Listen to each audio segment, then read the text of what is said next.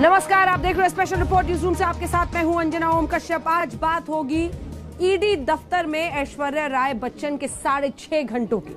इस वक्त की सबसे बड़ी खबर यही है कि थोड़ी देर पहले महानायक अमिताभ बच्चन की बहू और अभिनेत्री ऐश्वर्या राय बच्चन से दिल्ली में ईडी की पूछताछ खत्म हुई है। 1-2 नहीं बल्कि 6.5 घंटे तक ऐश्वर्या राय से ईडी के कई अफसरों ने पूछताछ की। आज हम स्पेशल रिपोर्ट में ऐश्वर्या राय से हुई पूछताछ की इनसाइड स्टोरी बताएंगे। ईडी के टॉप सोर्सेस से आज तक पूछताछ से जुड़ी कुछ डिटेल्स निकाल पाई है। आज दिन भर आज तक के संवाददाता तंसीम हैदर और मुनीश पांडे इस खबर को फॉलो करते रहे। सूत्रों से मिली जानकारी से पता चला है कि आज पूरी तैयारी के साथ ईडी के कई अफसरों ने ऐश्वर्या राय से पूछताछ की। 2 बार निजी कारणों के चलते ऐश्वर्या राय बच्चन ईडी दफ्तर नहीं पहुंची थी, लेकिन तीसरे समन में ऐश्वर्या राय अपने साथ डॉक्यूमेंट्स भी लेकर आई थी। जानकारी के मुताबिक ऐश्वर्या राय का सामना पनामा पेपर्स से हुआ। कई वित्तीय लेन देन के दस्तावेज सामने रखते पूछताछ की गई। बताया जा रहा है कि ऐश्वर्या ने तमाम सवालों के जवाब दिए हैं। क्या सवाल पूछे गए हम आपको आगे बताएंगे। पहले आपको बताते हैं ऐश्वर्या राय की तस्वीरों को देखिए। जब वो ईडी दफ्तर से बाहर निकली वो ब्लैक ड्रेस में थी, आंखों पर काले रंग का चश्मा था, मुंह पर मास्क। बड़ी सेलिब्रिटी है, अमिताभ बच्चन की बहू है, लिहाजा आज जब वो ईडी दफ्तर से निकली तो मीडिया के साथ साथ लोगों की भीड़ भी वहां पर पहुंच गई। आपने ऐश्वर्या के बाहर आने की तस्वीरें देखी, अब आपको पूरी रिपोर्ट दिखाते हैं। महानायक अमिताभ बच्चन की बहू ऐश्वर्या राय की पेशी मुंबई से दूर दिल्ली के इसी ईडी दफ्तर में हुई है। पनामा पेपर्स लीक केस की जांच में ऐसा क्या मिला है कि आज बच्चन परिवार की बहू ऐश्वर्या तक पहुंच गई। सिल्वर स्क्रीन पर ऐश्वर्या राय ने तमाम किरदारों को जिया है, लेकिन इस बार रियल लाइफ में वो जिस किरदार में नजर आ रही हैं, वो बड़ी मुसीबत की कहानी बयां कर रहा है। ऐश्वर्या राय बच्चन की दिल्ली के ईडी दफ्तर में क्यों हुई पेशी? आखिर विदेश से लेन देन की क्या है कहानी? ईडी ने पूछा क्या क्या सवाल, ऐश्वर्या ने दिया क्या जवाब। बॉलीवुड के महानायक के घर कैसे पहुंची केंद्रीय जांच एजेंसी। विदेशी बैंकों के खाते में ऐश्वर्या का कितना पैसा, विदेश में कितनी जमीनें, क्या टैक्स में हुई हेरा फेरी या फिर सेलिब्रिटी होने की सजा। पनामा पेपर लीक मामले में देश की किन हस्तियों के नाम हैं? कौन फंसेगा, कौन बचेगा? क्या बच्चन परिवार की आगे आने वाले दिनों में बढ़ सकती है मुसीबत? आप लोग चलाइए। क्या बोल रहे हैं आप? What are you saying? Tell me what are you saying? Have the courage to stand up and speak and make such nasty remarks.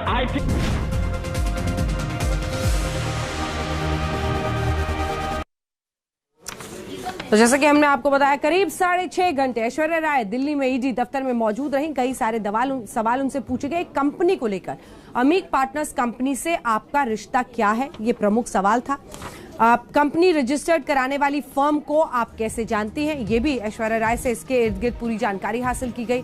आप डायरेक्टर से शेयर होल्डर क्यों बन गई? पहले डायरेक्टर थी कंपनी में, लेकिन बाद में आप उस कंपनी में शेयर होल्डर क्यों बन गई, ये तीसरा नंबर का सवाल था। चौथा, कंपनी में अपना जो स्टेटस बदलने की खास वजह आखिर आपकी क्या रही? किन वजहों से आपने ये स्टेटस बदला? डायरेक्टर से आप स्टेक होल्डर बन गई, शेयर होल्डर। कंपनी में जो 2008 के बाद कंपनी इनएक्टिव क्यों हो गई, ये भी एक मुख्य सवाल है, क्योंकि कंपनी आपने खोली, शुरू की, डायरेक्टर थी, फिर शेयर होल्डर बनी, कंपनी बाद में फिर इनएक्टिव 2008 के बाद हो गई, तो इसकी क्या वजह थी? किन वजहों से इस कंपनी को खोला गया था?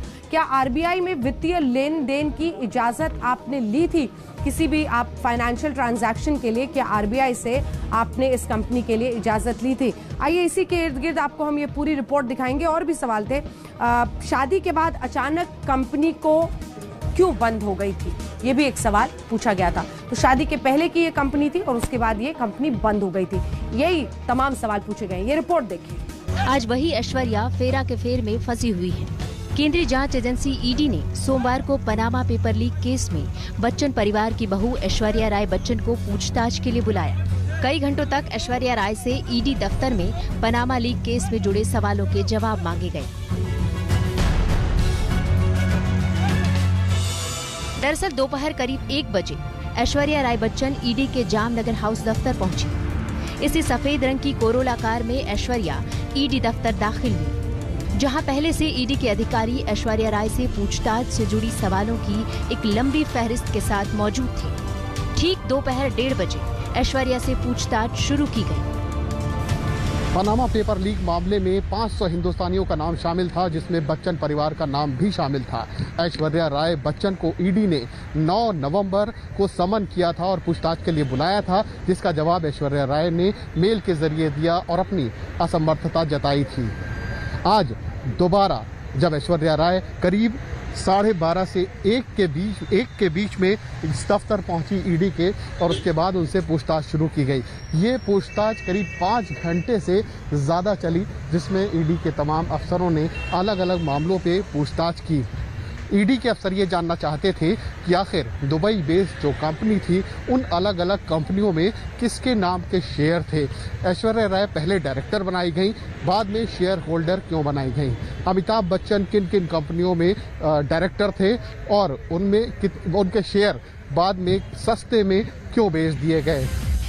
सूत्रों के मुताबिक ऐश्वर्या राय से वर्जिन आइलैंड स्थित अमीक पार्टनर्स प्राइवेट लिमिटेड कंपनी के स्वामित्व को लेकर पूछताछ की गई। साथ ही कंपनी के साल 2005 से लेकर साल 2008 तक सालाना टर्नओवर और बैंक अकाउंट से संबंधित जानकारी भी ली गई। ईडी अधिकारियों के पास पनामा पेपर लीक केस में इस कंपनी से जुड़े तमाम दस्तावेज मौजूद हैं। कंपनी के बैंक स्टेटमेंट से भी ऐश्वर्या राय का आमना सामना करवाया गया। साथ ही कंपनी में ऐश्वर्या के माता पिता और भाई शेयर होल्डर थे, जिसको लेकर भी ऐश्वर्या से सवाल जवाब हुए।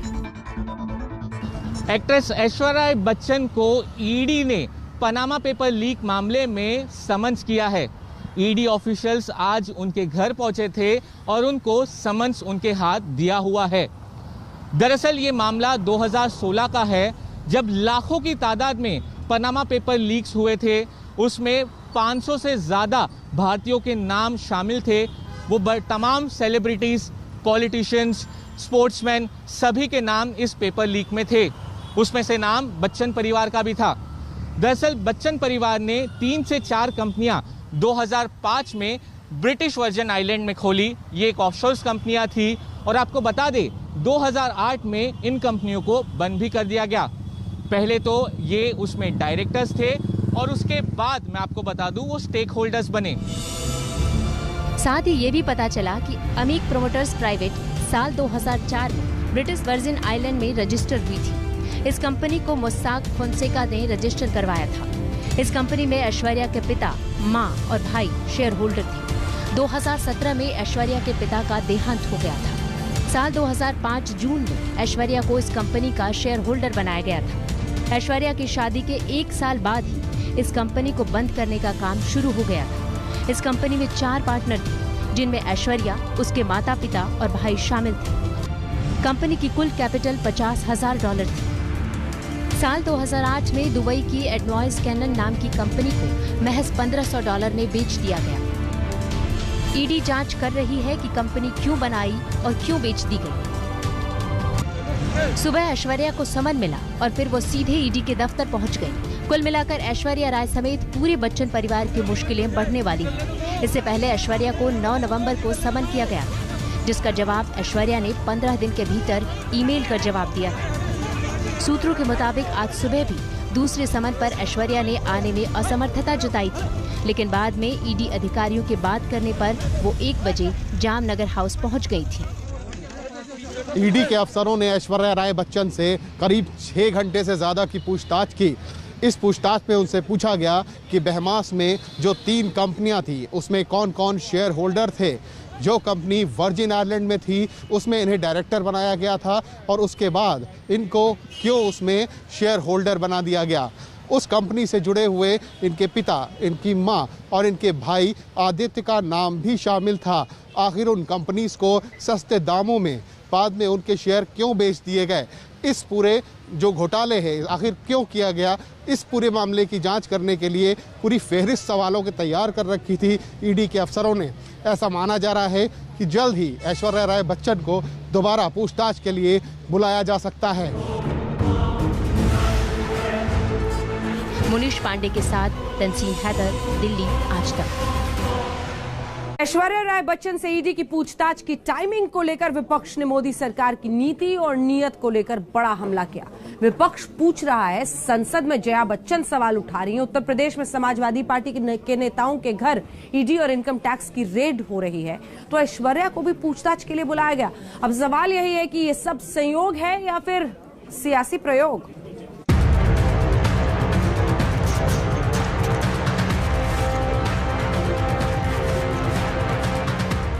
आज दिल्ली में ऐश्वर्या राय बच्चन से ईडी ने पूछताछ की, लेकिन ईडी दफ्तर से दूर देश की संसद में हुई एक टिप्पणी पर जया बच्चन अपना आपा खो बैठी। आप लोग चलाइए, क्या बोल रहे हैं आप? मत What are you saying?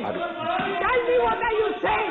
Have the courage to stand up and speak and make such nasty remarks. I think you are not interested. I think you are not interested. I'm calling the next member. ये जो बोल गए ये आप रखेंगे? I think ये जो अभी बोल के गए वो आप रखेंगे? आपका जो बोला. I expect you to take action on the comment that he made about me and my children. That will be. You want to be fair? You're sitting on the chair. You don't belong to any party, sir. You do justice, or you tell the whole house and that you don't believe in justice. He made a personal आप विषय पर बोलिए, आप विषय पे नहीं बोल रहे हैं। He made a personal remark for me. एक शब्द भी नहीं बोल रहे हैं। How dare he do it? अभिनेत्री और सांसद जया बच्चन आग बबूला हो गई। आसपास बैठे सांसदों को भी पता नहीं चला कि क्या हुआ, अचानक वो क्यों भड़क गई। कुछ सांसदों का कहना है कि जया बच्चन पर निजी टिप्पणी की गई थी, इसी वजह से जया बच्चन एकदम से क्रोधित हो गई। How dare he do it? You have to If you have to fight, if you have intention to fight. संसद में जया को गुस्सा आया तो वहीं ऐश्वर्या राय से ईडी की पूछताछ को लेकर विपक्ष ने सरकार को घेरा। शिवसेना सांसद संजय राउत ने क्या कहा, सुनिए। जया बच्चन जी का गुस्सा उसको बच्चे के ऊपर जया जी यहाँ आकर हमारे साथ लड़ाई लड़ती है, हमारे साथ संघर्ष करती है, हमारी वकालत करती है। ये लड़ाई बच्चों तक घर तक मत सरकार से। कल बच्चन साहब के और जया बच्चन जी के पोती पोतों को भी नोटिस भेजेंगे, जैसे हमारे घर में भेजते हैं। वहीं कार्ति चिदम्बरम ने ऐश्वर्या से ईडी की पूछताछ के पीछे दूसरा एंगल समझाया। I don't know whether Mr. Senior Bachchan has refused to, participate in any propaganda video for the government. But I've been told that Aishwarya's mother-in-law, Jaya Bachchan, wore a red cap very recently. So that could be the provocation. विपक्ष का सीधा आरोप है कि मोदी सरकार जया बच्चन की आवाज केंद्रीय एजेंसियों की मदद से बंद करना चाहती है। देखिए, वो तो ईडी का मामला है और क्या है। हालांकि ईडी का जिस तरह से दुरुपयोग हो रहा है, सारे लोग इस बात को समझते हैं, जानते हैं, लेकिन अब ऐश्वर्या राय फिल्म एक्ट्रेस हैं, अमिताभ बच्चन की बहू हैं, वो तमाम चीजें उनके साथ हैं। वैसे विपक्ष लगातार केंद्र पर जांच एजेंसियों के दुरुपयोग का आरोप लगा रहा है। आज राहुल गांधी ने ही फोन टैपिंग के मामले में सरकार को घेरा। पूरा पेगासस का मामला था, वो इंटरनेशनल मामला था, किसी और देश में हिंदुस्तान का डेटा रखा गया था, उसकी चर्चा नहीं होने दी। तो ये पूरा लोकतंत्र पर आक्रमण हो रहा है, नॉन स्टॉप हो रहा है, इसलिए हम यहाँ लड़ रहे हैं। ऐश्वर्या राय से पूछताछ से पहले अखिलेश यादव के करीबियों के घर पर भी रेड हुई थी। लेकिन पहली बार देखने को मिल रहा है कि उत्तर प्रदेश में समाजवादी पार्टी की सरकार न बन जाए, इसके लिए इन संस्थाओं का भी इस्तेमाल होगा। पूरा देश जानता है कि जहां जहां चुनाव भारतीय जनता पार्टी हारने लगती है, इन संस्थाओं को आगे करती है। जहां तक ईडी, सीबीआई या अपने कागजों को दिखाने का काम, हमें बहुत पुराना अनुभव है और इसलिए अनुभव है कि भारतीय जनता पार्टी भी कांग्रेस के रास्ते पर जा रही है। लेकिन जिस तरीके का माहौल उत्तर प्रदेश में है, योगी सरकार बचेगी नहीं।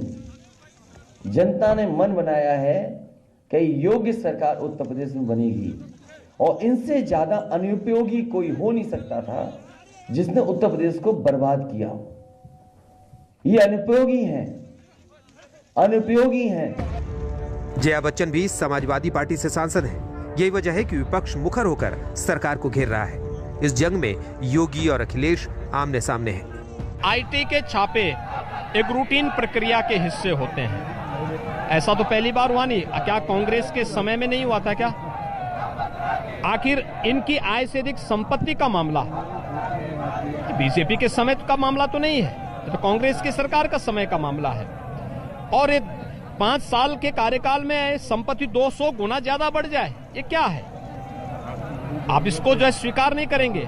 तो आईटी के छापे एक रूटीन प्रक्रिया के हिस्से होते हैं, उस पे सरकार की हस्तक्षेप नहीं होता है। जब चुनाव कोई हारने लगता है तो इस तरीके के बहाने लगाने लगता है और वो इंस्टीट्यूशंस को बदनाम करने लगता है।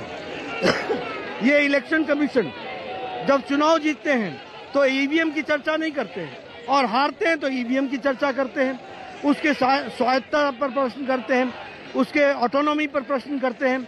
उसी तरीके से अब जैसा करोगे वैसा भरोगे। ये तो कानून तो अपना काम करेगा ही करेगा, लेकिन आपको पीड़ा इसलिए होती है क्योंकि आपका साथ सच्चे अच्छे आदमियों के साथ है ही नहीं। आपका साथ माफिया के साथ है, आपका साथ गुंडों के साथ है, आधे आपके दोस्त जेल में हैं, आपका उनके साथ संबंध जग जाहिर है, ये बताता है। तो क्या यूपी में रेड और ऐश्वर्या से पूछताछ सिर्फ संयोग है या फिर एक सियासी प्रयोग? आज तक ब्यूरो। अब आपको दिखाते हैं पनामा पेपर लीक से बच्चन परिवार का कनेक्शन आखिर क्या है। क्या पता था कि अपनी अदाकारी से सुर्खियों में रहने वाली ऐश्वर्या राय फेमा के फेर में एक दिन फंस जाएगी। सही सुना आपने, सोमवार की सुबह अचानक ऐश्वर्या राय बच्चन और पनामा पेपर्स के ये 2 नाम सुर्खियों में आ गए। पता चला कि मुंबई से ऐश्वर्या राय दिल्ली पहुंची है। वजह कोई निजी कार्यक्रम नहीं बल्कि ईडी दफ्तर में पेशी है। ऐश्वर्या राय पर टैक्स की हेराफेरी से जुड़े कुछ आरोप हैं, जिसमें उनका पक्ष जानने के लिए उन्हें दिल्ली बुलाया गया था। अब सवाल है कि ईडी की जांच की आंच बच्चन परिवार तक कैसे पहुंची? फेमा का फेर आखिर क्या है? तो इसका जवाब है साल 2016 में ब्रिटेन में पनामा की लॉ फर्म से 1 crore 15 lakh tax document leak हुए थे। इसमें दुनिया भर के बड़े नेताओं, कारोबारियों और बड़ी हस्तियों के नाम सामने आए थे। टैक्स हेवन मुल्क दरअसल वो देश हैं जहां पर आयकर लगभग ना के बराबर देना पड़ता है, और इसके अलावा किस शख्स के पास कितने पैसे हैं ये जानकारी भी वो देश किसी दूसरे देश से जल्दी साझा नहीं करते हैं। यानी कि किसी की भी काली कमाई वहाँ पर पूरी तरह से सुरक्षित होती है, और यही वजह है कि वो अमीर और रसूखदार लोग जिनके पास में बड़ी मात्रा में काली कमाई है वो अपने पैसों को इन टैक्स हेवन देशों में लगा कर रखते हैं ताकि उनकी काली कमाई सुरक्षित भी रहे और कानो कान किसी को खबर भी ना पहुँच पाए। दरअसल पनामा पेपर लीक के जरिए देश के कई हाई प्रोफाइल हस्तियों की विदेशों में हजारों करोड़ की अघोषित संपत्ति का पता चला। आरोप यह है कि देश की कई बड़ी हस्तियों ने टैक्स में हेराफेरी करने के लिए छोटी छोटी कंपनियां बनाई। सरल आइए अब जरा आपको बताते हैं पनामा पेपर्स क्या है, ताकि आप भी ये समझ पाएं। दरअसल साल 2015 में कंपनी मोज़ेक फोंसेका कंपनी ने दस्तावेज लीक किए। उसके दस्तावेज लीक हुए। जर्मन अखबार एसजेड ने पनामा पेपर्स के नाम से इसे पब्लिश किया, जिसके जरिए जानकारी सबके बीच में आई। भारत की कई बड़ी हस्तियों के नाम पनामा पेपर्स में मौजूद थे। जैसा कि आप देख रहे हैं, दस्तावेज में 1977 से लेकर 2015 तक जो भी लेन देन हुई थी अलग अलग देशों में लोगों से, उनकी जानकारी थी, और यही इंडियंस के भी नाम इसमें आए थे, भारतीयों के। टैक्स हेवन देशों में कथित अवैध वित्तीय लेन देन हुआ, वहां पर ना के बराबर टैक्स लगता है, काली कमाई वहां पर जाकर रखते हैं टैक्स हेवन्स में। सेल कंपनियों के जरिए, जो शेल कंपनीज है, शेल कंपनीज के जरिए टैक्स चोरी के दरवाजे का खुलासा हुआ, और ये पता चला पनामा पेपर्स में भारत के करीब 300 लोगों के नाम शामिल हैं, और यही जानकारी धीरे धीरे बढ़ती गई। और अब स्पेशल रिपोर्ट में आपको दिखाते हैं कि कैसे बॉलीवुड में सेलिब्रिटीज ईडी के टारगेट पर हैं। ऐश्वर्या बच्चन से पहले ईडी बॉलीवुड की मशहूर हीरोइन जैकलीन फर्नांडिस और नोरा फतेही से पूछताछ कर चुके हैं। इन दोनों एक्ट्रेसेस पर ठग ऑफ हिंदुस्तान यानी सुकेश चंद्रशेखर दोनों हाथों से पैसा लुटा रहा था।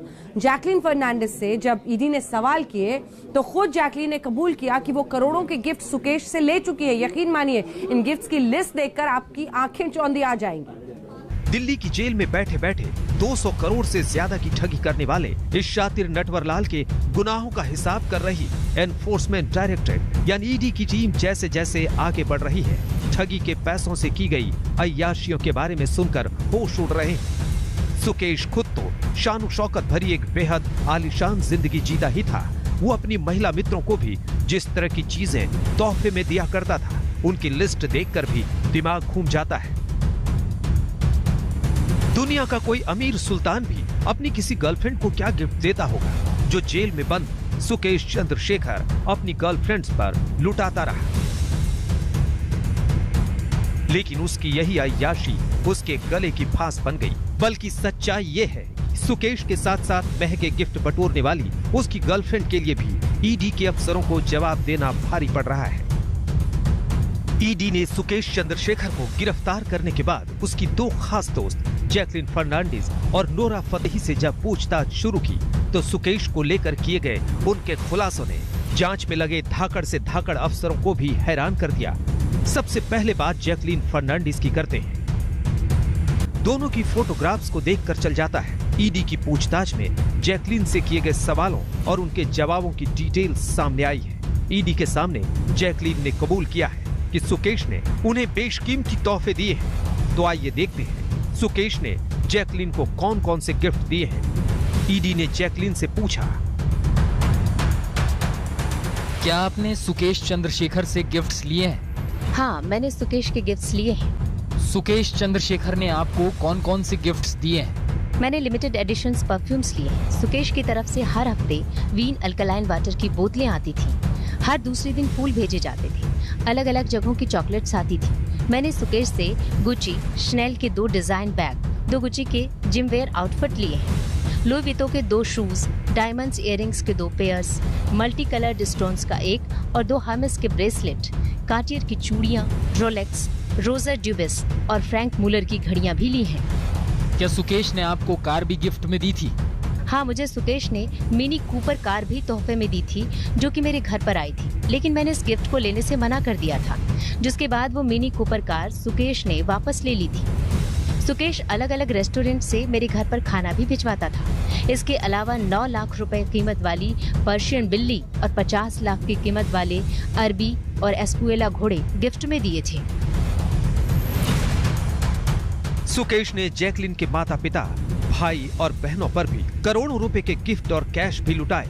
जाहिर है सुकेश जैकलीन पर कुछ ज्यादा ही मेहरबान था और बदले में जैकलीन भी सुकेश के बेहद करीब आ चुकी थी। सोशल मीडिया पर तैरती ये तस्वीरें अपने आप में इस बात की गवाही देती है। अब आपको दिखाते हैं कि सुकेश चंद्रशेखर और जैकलीन कब और कैसे मिले थे। मैं एक श्रीलंकाई नागरिक हूँ और 2009 से भारत में रह रही हूँ। मेरे पिता एलोरे फर्नांडिस और माँ किम फर्नांडिस दोनों बहरीन में रहते हैं और वहीं काम करते हैं, जबकि मेरी बड़ी बहन गेराल्डाइन फर्नांडिस अमेरिका में रहती है। मेरे 2 भाई वारेन और रेयान दोनों ऑस्ट्रेलिया में रहते हैं। सुकेश को मैं सुकेश चंद्रशेखर नहीं बल्कि सुकेश रत्नवाला के तौर पर जानती हूँ।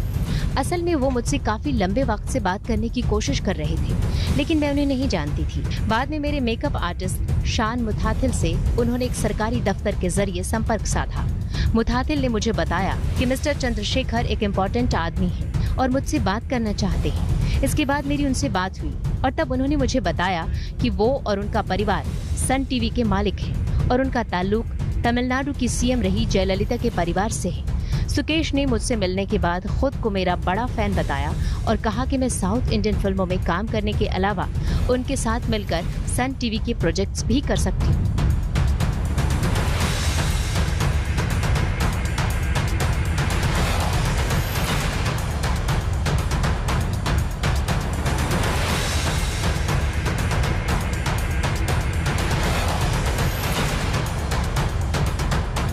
जैसे जैसे जैकलीन और सुकेश करीब आते गए, करोड़ों के गिफ्ट्स जैकलीन पर बरसने लगे। सुकेश को जैसे ही पता चला कि उन्हें बिल्लियां पसंद हैं, फिर क्या था, बिल्लियां भी खरीदी गई। एक नहीं बल्कि लाखों की कीमत पर 4 बिल जैकलीन को और कुख्यात ठग सुकेश चंद्रशेखर को लेकर एक अफवाह ये भी थी कि जैकलीन अपने अमीर बिजनेसमैन बॉयफ्रेंड के साथ शिफ्ट होना चाहती है और समुद्र के किनारे एक बंगला ढूंढ रही है। लेकिन कुछ दिनों बाद बॉयफ्रेंड तो जेल में मिला। जैकलीन मनी लॉन्ड्रिंग मामले में ईडी की जांच में फंसी हुई है। आज तक ब्यूरो। सुकेश चंद्रशेखर ने जैकलीन फर्नांडिस और नोरा फतेही पर करीब 10 करोड़ रुपए लुटा दिए। महंगे महंगे और इंपोर्टेड गिफ्ट से लेकर लग्जरी कार्स तक गिफ्ट की। सुकेश 200 करोड़ के मनी लॉन्ड्रिंग केस में जेल के अंदर है और बाहर उसके कनेक्शन के तार कई सेलिब्रिटीज से जुड़े रहे। आपको दिखाते हैं कि नोरा फतेही कैसे सुकेश चंद्रशेखर के चक्कर में आ गई, कैसे ईडी नोरा फतेही से एक BMW कार से लेकर और भी कई तोहफों के बारे में पूछताछ कर चुकी है। नोरा फतेही क्या कह रही है, आइए देखते हैं। सुकेश की पत्नी और ठगी के मामलों की सह आरोपी लीना मारिया पॉल भी साथ में दिख रही है। ईडी के सूत्रों की माने तो सुकेश ने साल 2020 में एक BMW S सीरीज की कार नोरा फतेही को गिफ्ट में दी थी। इस कार की कीमत 63,94,000 रुपए थी और तब इसे नोरा के कहने पर किसी महबूब खान के नाम पर रजिस्टर करवाया गया था। ईडी के गवाहों की लिस्ट में नोरा का नाम 45वें नंबर पर है। नोरा ने ईडी को बताया है कि कैसे सुकेश ने उसकी agency exceed entertainment private limited और अपनी बीवी लीना पॉल के जरिए एक चैरिटी शो में डांस करने के लिए उसे चेन्नई के होटल में बुलाया था और इसी इवेंट के दौरान उसने नोरा को गुच्ची का एक बैग और एक आईफोन लीना के जरिए गिफ्ट में दिया। लीना ने मोबाइल पर स्पीकर ऑन करके नोरा की बात अपने पति सुकेश से करवाई थी और तभी सुकेश ने खुद को उसका बड़ा फैन बताते हुए उसे गिफ्ट में एक BMW कार देने की पेशकश की, जिसके बाद सुकेश के आदमी ने उसे कार देने के लिए कांटेक्ट भी किया, लेकिन तब नोरा ने इसके लिए मना कर दिया था।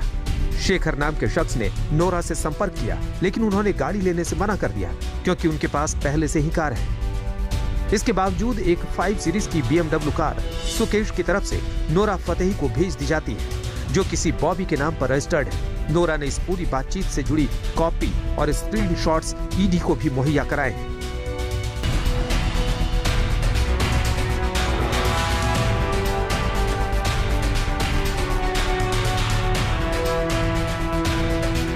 क्या ये भी नटवरलाल सुकेश की झांसे में आकर उसकी ठगी का शिकार हुई या शिकार करने के लिए सुकेश के साथ गई? इनसे भी ईडी लंबी पूछताछ कर चुकी है। हालांकि नोरा फतेही ने सफाई दी है कि इस मामले में वो आरोपी नहीं बल्कि पीड़ित है। हम आपको सुकेश चंद्रशेखर के बारे में बता दें कि देश के इतिहास का शायद ही कोई ऐसा नटवरलाल गुजरा हो जिसने जेल में दिन काटने की बजाय हर रोज नोट बांटे हों, वो भी लाखों करोड़ों में। इस नटवरलाल का ऐसा कोई सगा नहीं जिसे इसने ठगा नहीं, ठगने के लिए किसी को बख्शा भी नहीं, फिर चाहे वो देश के गृह मंत्री अमित शाह हो, एक वक्त कानून मंत्री रहे रविशंकर प्रसाद हो, देश के कानून सचिव हो, प्रधानमंत्री दफ्तर हो, प्रधानमंत्री के प्रधान सचिव हो, या फिर सत्ता के गलियारे से दूर मुंबई या फिल्मों के सितारे हो। आज तक ब्यूरो। बॉलीवुड हीरोइन पर कैसे लगा जांच का ग्रहण? अगर हिंदुस्तान का असली नटवर लाल आज जिंदा होता तो शर्तिया आज के दौर के सबसे ताजा नटवर लाल से उसे जलन हो जाती। कल के नटवर लाल ने ताजमहल, लाल किला, पटना रेलवे स्टेशन ही बेचा था, मगर 2021 के इस नटवर लाल ने बिना कुछ बेचे और खरीदे ही इतना माल कमा लिया कि उसे खर्च करने के लिए न सिर्फ लोगों को पैसे बांटने पड़े बल्कि गिफ्ट के नाम पर अरबी घोड़े और फारसी बिल्लियां तक बंटवा दी। सूत्रों की माने तो सुकेश चंद्रशेखर ने कई सेलिब्रिटीज के नाम लिए हैं। अब वो सच बोल रहा है या उन्हें फंसा रहा है, ईडी इस बात की भी जांच कर रही है।